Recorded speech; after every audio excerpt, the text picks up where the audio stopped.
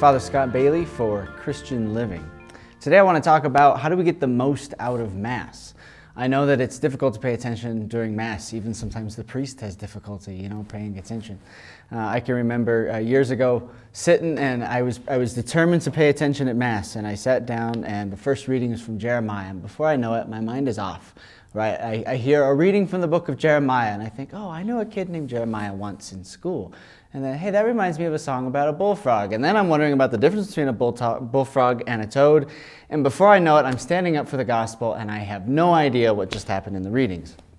So how do we prepare ourselves for Mass? How do we get the most out of it? Well, I think the key is actually coming to Mass with a desire to encounter Christ, with the expectation that we're going to encounter Christ.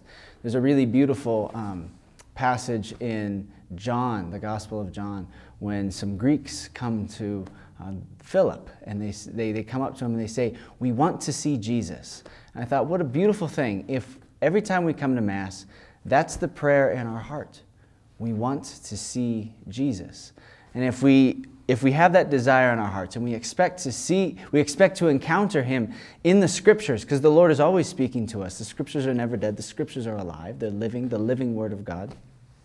If we expect to encounter Him in the Word, if we expect to see Him become present on the altar and to really receive Him in our hearts, then we're going to get the most out of Mass.